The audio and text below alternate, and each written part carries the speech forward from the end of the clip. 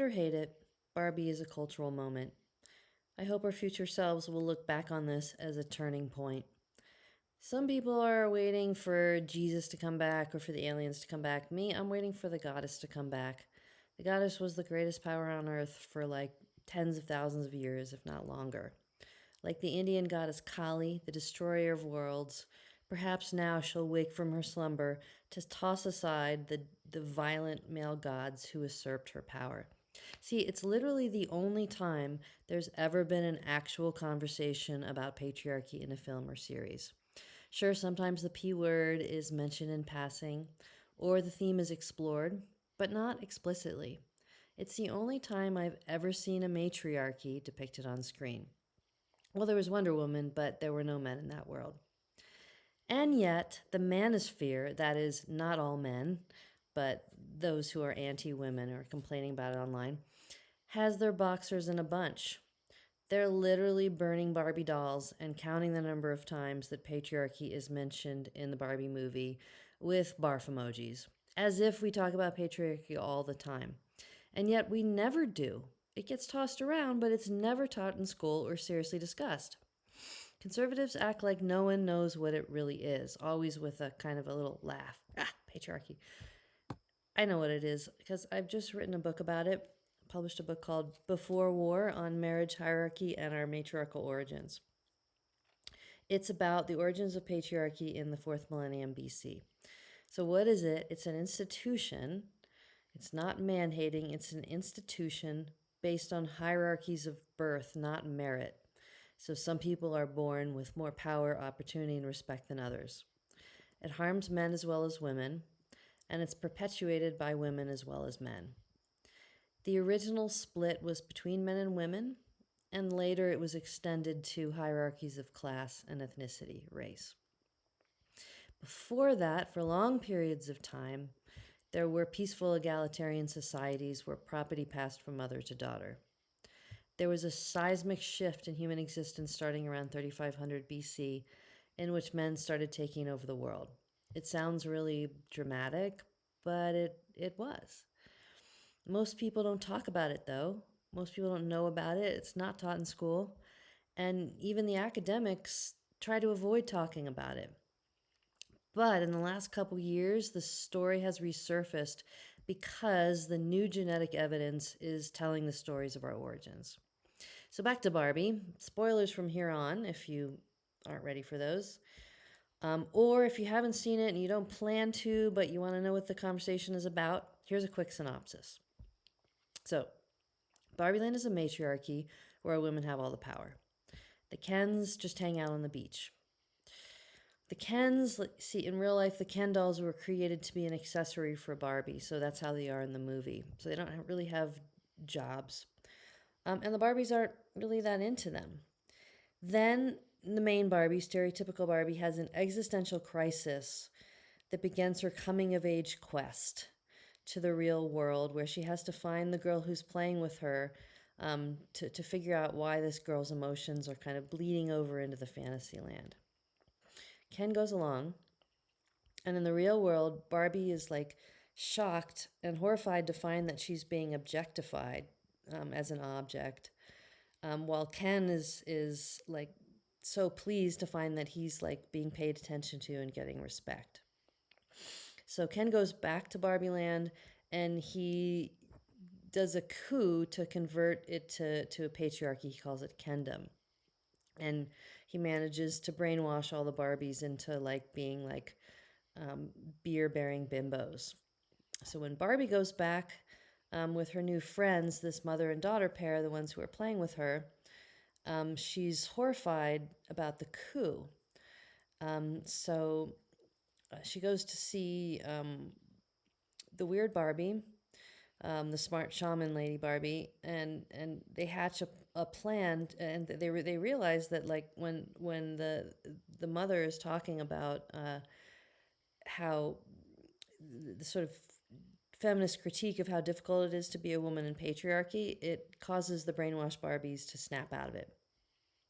So they unbrainwash all the Barbies with their feminist critiques, and then the Barbies trick the Kens into fighting each other by stoking their jealousy. and the Kens are so busy fighting that they miss the voting on the referendum to take power away from the Barbies and give it all to the Kens. So Barbie Land is restored, except they realize now that it wasn't good to marginalize the Kens, and so they plan to give the Kens more power over time, um, and as much power as women have in the real world.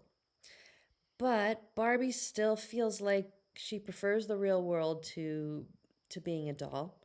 So she meets her creator, and her creator sends her back to the real world where she gets a vagina.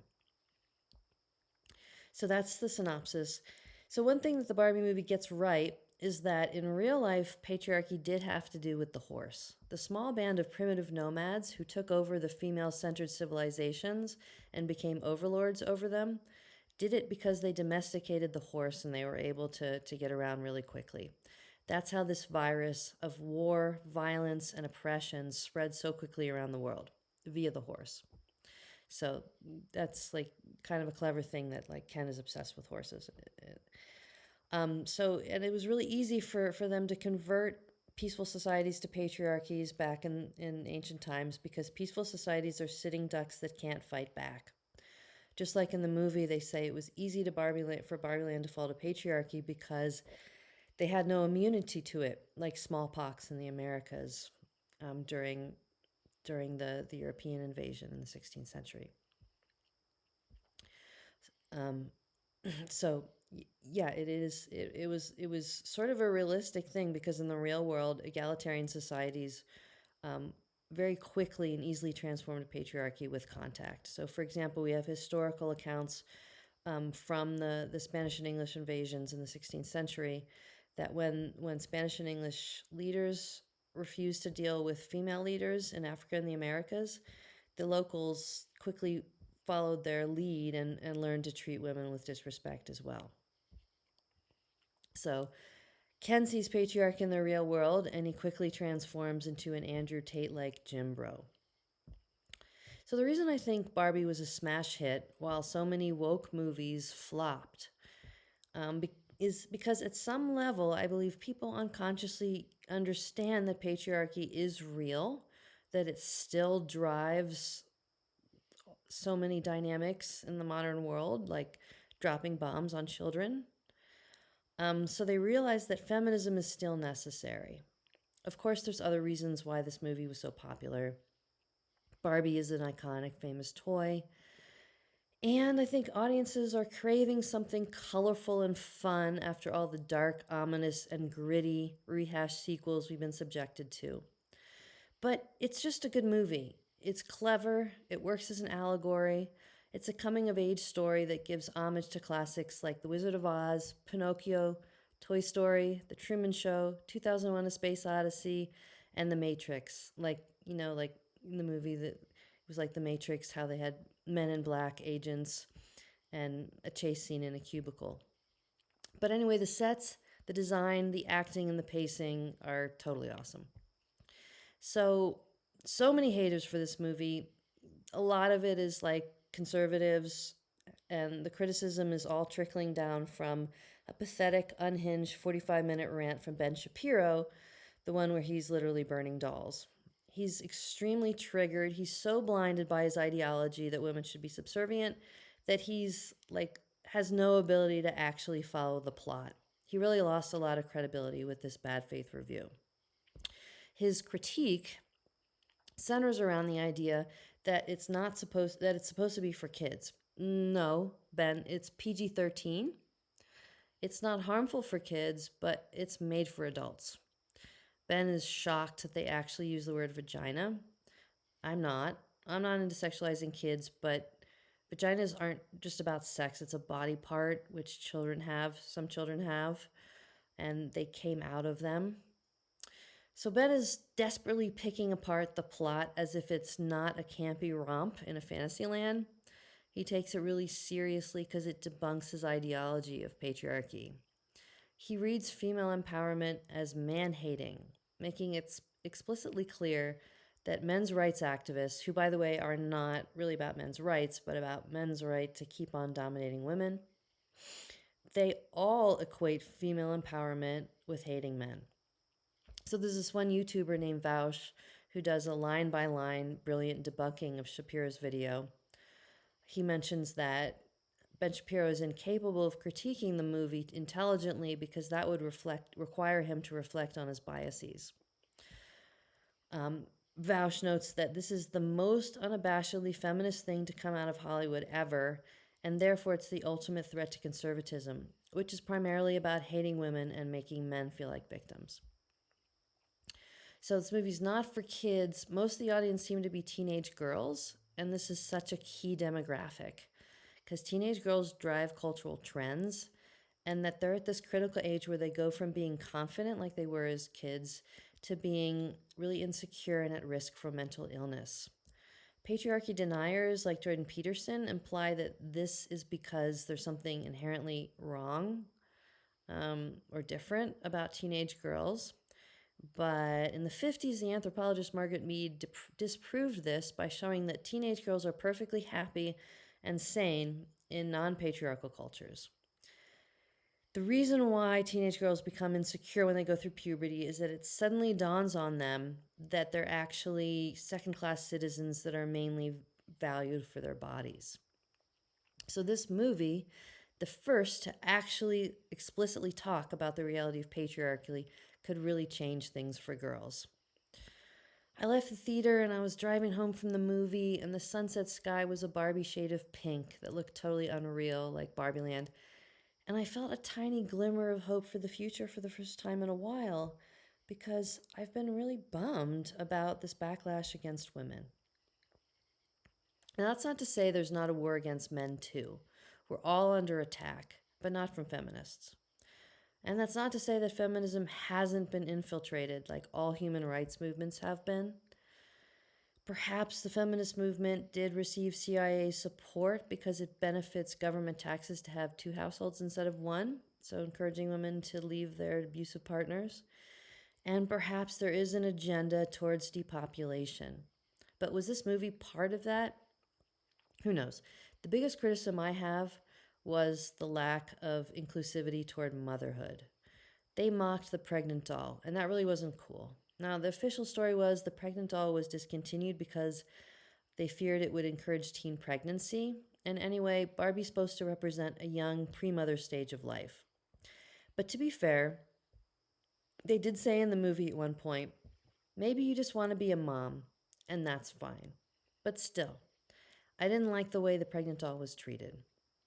But of course, the biggest criticism coming from the conservatives who are frothing at the mouth is they claim the depiction of men in the film as all stupid and evil. Now, if I had been in charge, I probably would have made a few more kind of admirable men, if only to forestall this backlash. But mainly, the snowflakes are complaining because they're deliberately missing the point. It's social commentary. It's portraying stereotypical Ken in a toxic masculine light to make a point. It's exaggerating to be noticed and to be funny. Because no matter how many times men's rights activists whine that the conversation about toxic masculinity is somehow saying that all masculinity is toxic, that's basically like saying that bad food is the same thing as food. Pointing out systemic and cultural sexism through satire is not the same thing as systemic and cultural sexism. I'm going to say that again. Pointing out systemic and cultural sexism through satire is not the same thing as systemic and cultural sexism. Anyways, the Barbies act clueless and silly just like the Kens, but I guess the haters didn't notice that. Also, there's the Alan character. He's not portrayed as stupid or evil, and he's out there fighting the villains. But the conservatives don't like Alan because maybe they consider him a beta male. It's patriarchy that divide men into alpha and beta males. Before that, we were all just people. But Alan is a positive character, like I said, and he wants to escape the Kendom because he understands that in patriarchy, men are oppressed and bullied too, all but the top dog. So the butthurt people whining about the movie, most of whom are bragging that they didn't actually see it, complain that the Barbies are mean to the Kens. Now, the Barbies aren't mean, but they're definitely dismissive, and I, for one, probably wouldn't have done this. But again, it's to make a point. Men have been dismissive toward women in many films, especially classic films, and they often are in real life. Barbie is actually pretty nice to Ken.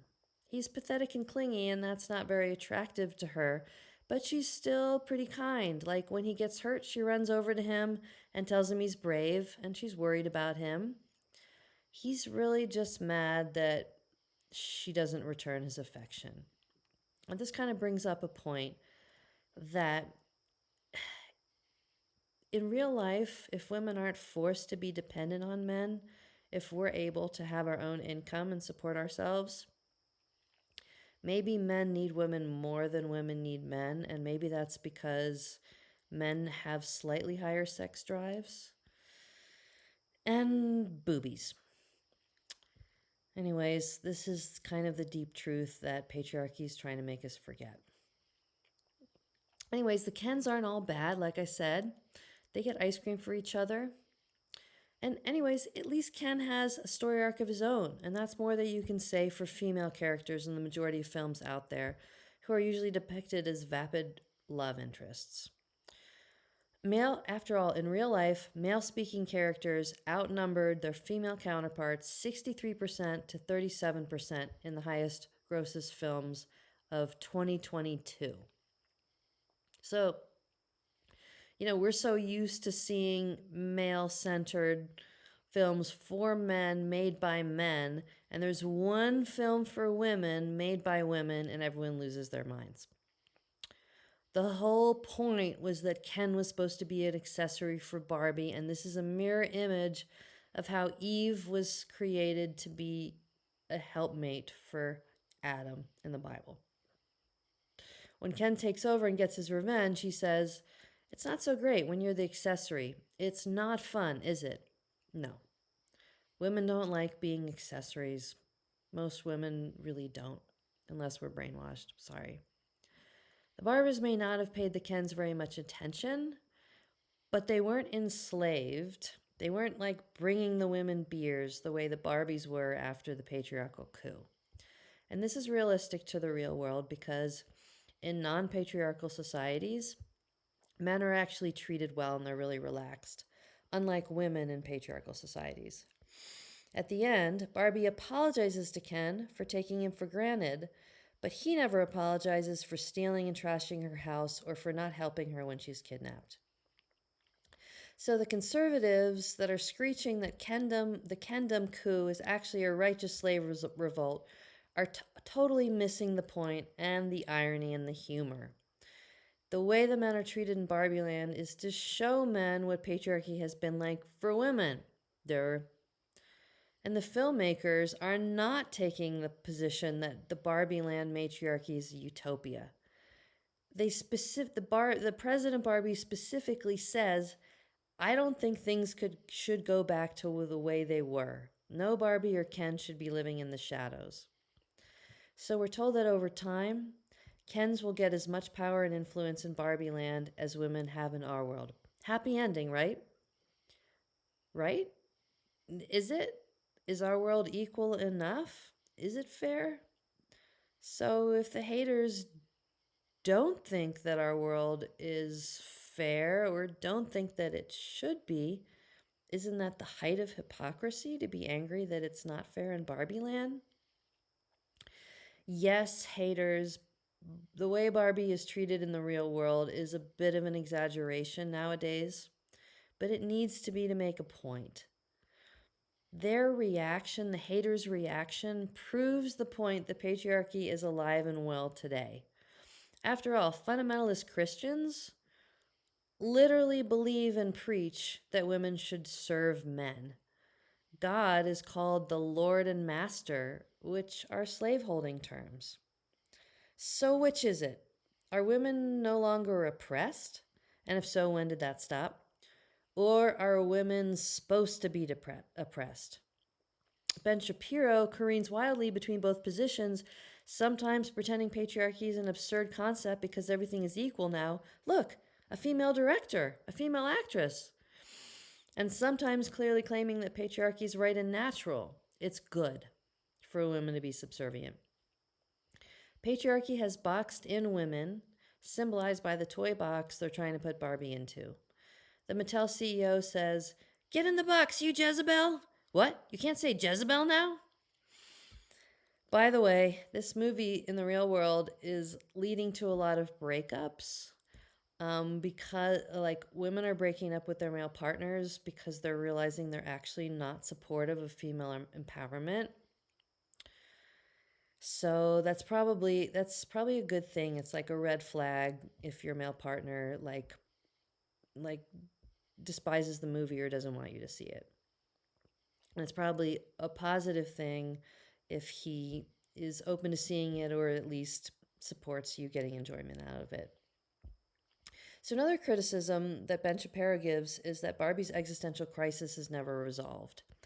At the end, she still doesn't know what she wants. She wants to go to the real world. Shapiro wants her to resolve it the same way he does, blind obedience to a made up God and having kids. Because if you can't figure out the meaning of life, have kids and hope they will.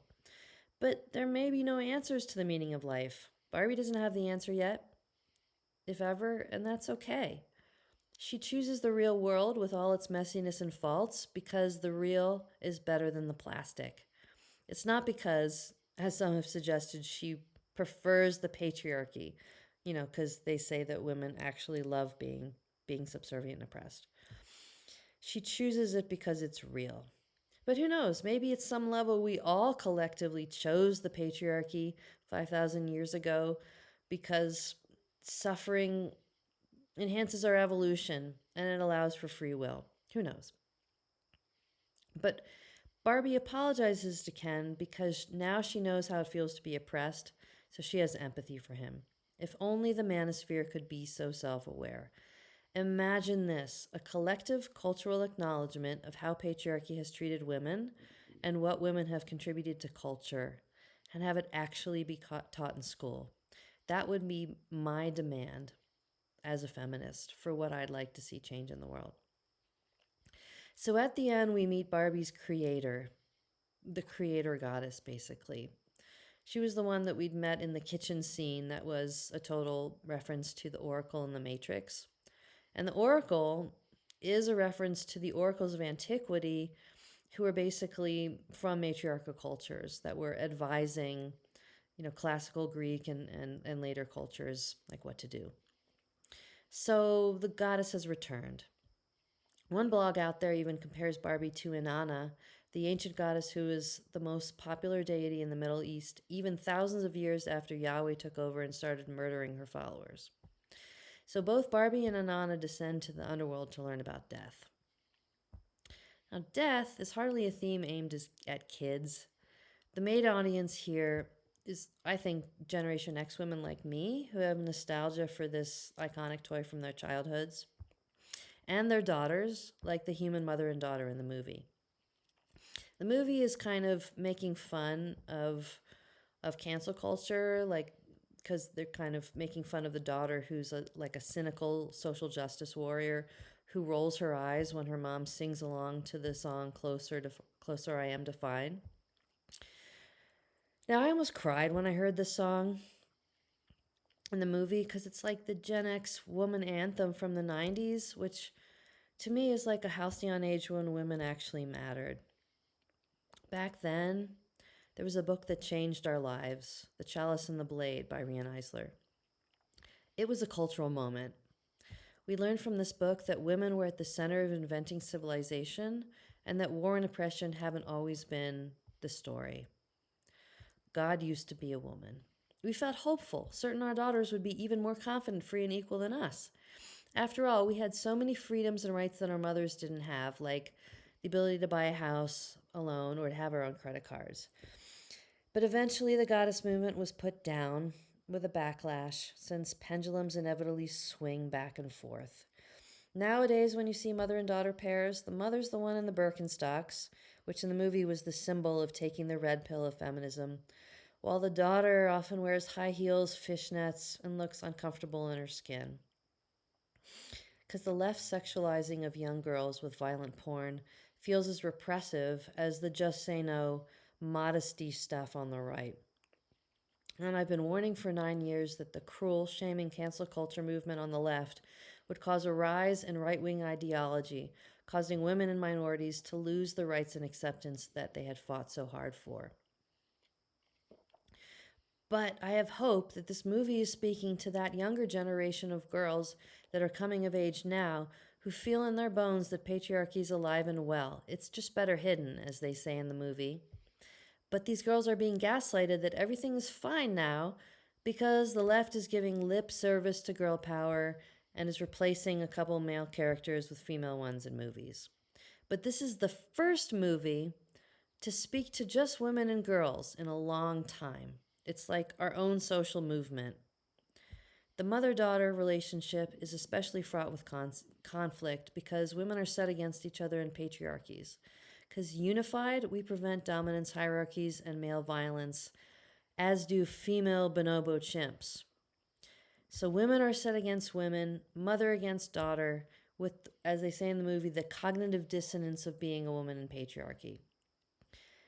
It's it's the personal truth coming through in feminist theory that wakes the Barbies up from their brainwashing.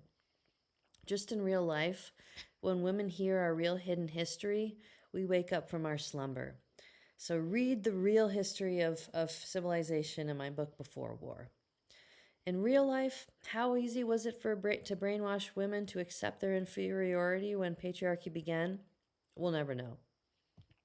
Maybe women were pushing for it, like certain women are today. Maybe it only took a generation to brainwash some women such that force wasn't needed to enslave them. We know that in some places, though, women fought back tooth and nail for thousands of years, both as actual warriors like the Amazons, who we now know were actually real, or like with sex strikes in ancient Greece. By the way, Ryan Gosling as Ken is pure comic genius on how to convey toxic masculinity with his body language. While the MRAs pretend not to know what toxic masculinity is, we all know perfectly well, which is why the exaggerated, campy version in this movie is so funny. We're just supposed to shut up about toxic masculinity, even though it's male violence, crime, and war that are killing the world. Not all men, of course, but let's face it, almost all violence and crime is perpetrated by men. We're just supposed to not talk about it. It's not cool to be a feminist anymore, ever since the backlash, but everything goes in cycles. I pray this movie will kick off a new cycle of real feminism, not the infiltrated kind like so-called fifth wave feminism, which says that women should go back to the home and let men run society. Yes, if you want to be a stay-at-home mom, that's a beautiful choice. I totally support you. Nobody is stopping you. I caution you that, it's a risk to be dependent on someone else, but that's absolutely your right. It's just fifth wave feminism is saying that women who want to contribute to society in other ways shouldn't have that choice. So let's reclaim feminism. It's about a choice for everyone. We can be pink and girly and be feminists, or we can wear Carhartt overalls and do construction, or we can have lots of babies or no babies. What matters is that we all have a choice. Feminism has been demonized as man-hating, so it's time to reclaim it. So here are my feminist takes on my favorite one-liners in the film. I want to be part of the people that make meaning, not the thing that's made. I want to do the imagining. I don't want to be the idea. I think that's saying that women don't always want to be the model, the ineffable muse, as seen through the male gaze. We also want to be the artist, the one behind the camera. The next quote is, either you're brainwashed and ugly, or either you're brainwashed or you're weird and ugly. There's no in between. In other words, if we don't perform femininity, put on makeup and sexy clothes, but not too sexy, and act submissive and nice, then we're like hideous harpies, like Ben Shapiro would have us think. Then there's the quote, "We're only fighting because we didn't know who we were," Ken says. Yeah, men can stop fighting, raping, and killing once they heal and they realize they're enough. It's patriarchal brainwashing that has deprived men of their full humanity and empathy and enslaved them as well to keep them fighting for the profits of their masters. So, there are four basic kinds of anti feminist haters of this film. One is fundamentalist Christians, whose position is that men are meant to be dominant while women are meant for baby making. Why? Because their book from the most brutal and primitive era of humanity says so. Then there's the MRA, men's rights activist, polarity coach, tech gym bros, who, like Ben Shapiro, sometimes act like things are equal now and other times take the contradictory position that men are meant to rule. Then there's a subset of the conspiracy community who have unfortunately bought into the right wing's attempt to associate feminism with the most problematic tenets of the woke left. Finally, there's women, and there's a couple categories of those. There's those who feel ambivalent about their decision to have children. There's those who have sons and therefore have bought into the whole sob story, oh, but the poor men's, for their son's sake, because their empathy has been weaponized. And then there's the women who feel insecure about their ability to be independent and therefore resent other women's independence. These are the ones who have always perpetuated patriarchy, along with the Christian kind of pearl-clutching morality enforcers. Because, as the Barbies say in the movie, it's nice not to have to make decisions. And this is the privilege that women get in patriarchy, to be taken care of. So when I was in the theater, I kind of wanted to look around me and see how the teenage girls were taking this, if they were resonating with this, but that would have felt really creepy. So I wonder, will this movie send a message to Hollywood that a movie aimed at females can do this well, as long as it's smart and self-critical of the patriarchal corporate media entertainment complex? One example of that is that the board of Mattel are all male in the movie, which is more or less the case in real life. The board of Mattel are pretty much all male, and almost all the CEOs have been male in their 50-year history. So I guess, the haters who haven't even seen it didn't notice that at the end, Barbie apologizes to Ken, and they decide to give the Kens power in Barbie Land. The Barbies also, by the way, see the error of their ways in ostracizing Weird Barbie, the smart shaman witch lady, and they give her a place in Barbie Land. But at the end of the day, I think conservatives aren't just mad that men are marginalized in the movie. They really won't be happy until men, unchallenged, rule the world once again, like in Kendom, which the movie calls Land of the Free and the Men. Sorry, guys and gals, we're not going back into the box. The goddess is coming back, and she's pissed. So that's my take. And hey, I'll pay $100 to anyone who can get me an interview to debate Ben Shapiro, Piers Morgan, or Jordan Peterson. And they can offer any one of those three guys $3,000 from me to debate me for 45 minutes. So go see the movie. Let me know what you think in the comments.